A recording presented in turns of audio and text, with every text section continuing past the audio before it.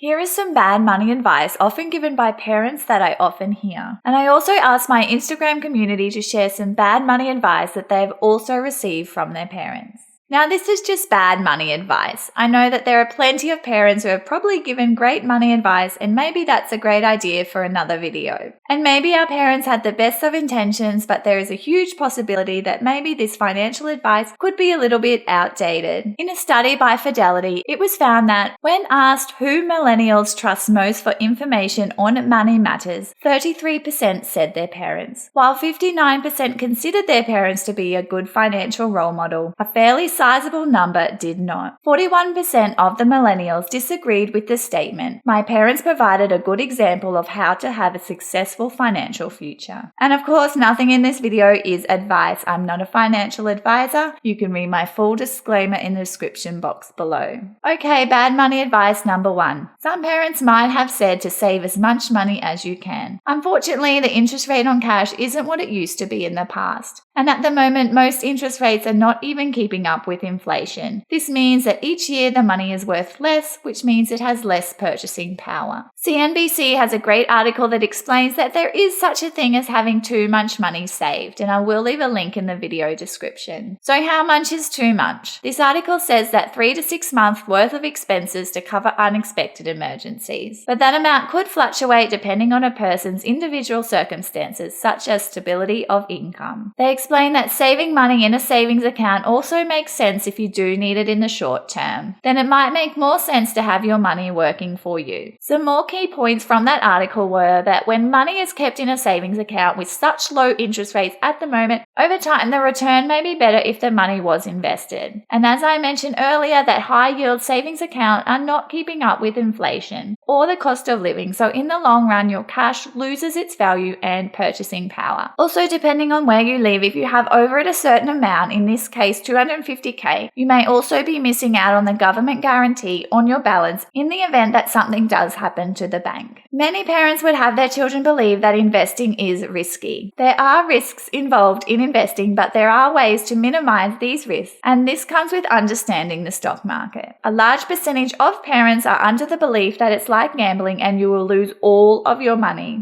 But there are less riskier options out there. Exchange traded funds, ETFs, diversify risks. An S&P 500 ETF invests in the top 500 US companies all in one investment. If a company goes broke, it simply drops out of the top 500 companies and another one is picked up. For someone to lose all of their money in an investment like this, all 500 of those companies would need to go broke, which is highly unlikely. And of course, if you do enjoy this video, don't forget to give it a thumbs up or write a comment because it really does help to support my channel. Another piece of advice might be to buy a house as soon as possible. Yes, buying a home could be a great opportunity to buy something that increases in value over time, but it is not something to be rushed into, especially if it's going to be a primary place of residence rather than an investment. This is because of the high transactional costs that come with buying and selling a home. There is also opportunity cost to consider. Opportunity cost is the loss of other alternatives when one alternative is chosen. There are options like rent vesting. Rent vesting is an investing strategy where a person rents a property in their desired location and purchases an investment property in a different location or a property that best suits their budget.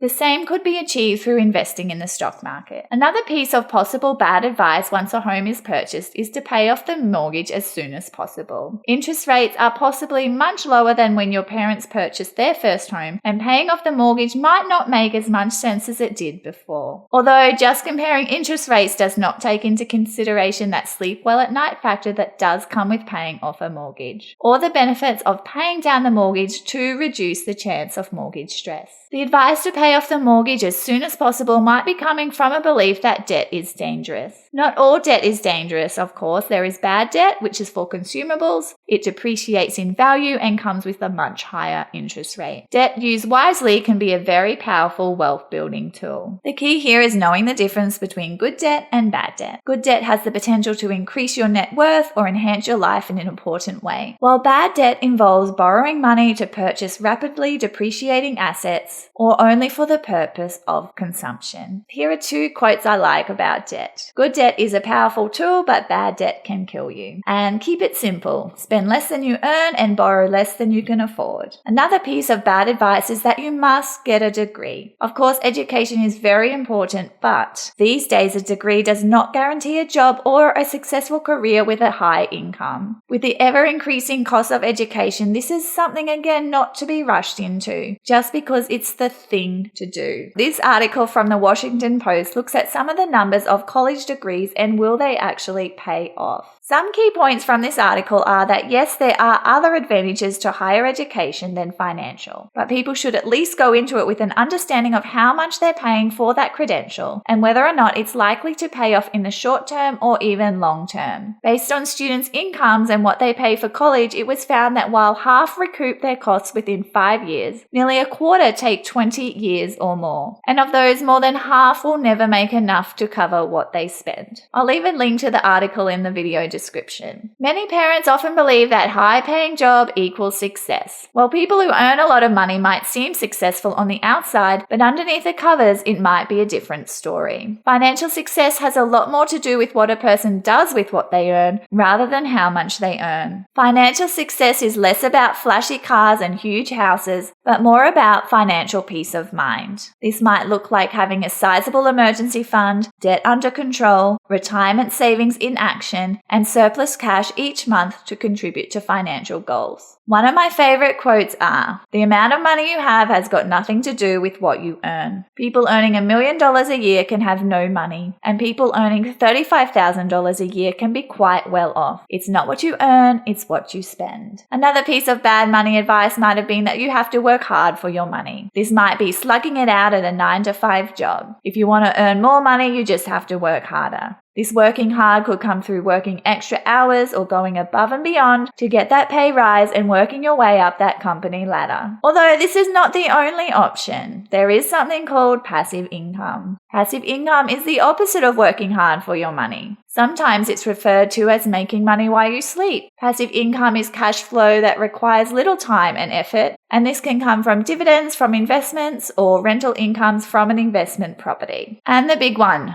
don't talk about money. Unfortunately, this was the most common response from my community. A huge percentage said that there was no financial advice, or they just didn't talk about money at all. They had to work it out later in life and would have loved to have known what they know now at an earlier age. Talking about money with your children and others not only helps to build their financial literacy, but yours too. Just the act of talking about money means that you're more likely to keep it and make better decisions through accountability. We can't make changes if we don't acknowledge the problem first. Did your parents give you good or bad money advice? I'd love to know. Let me know in the comments below.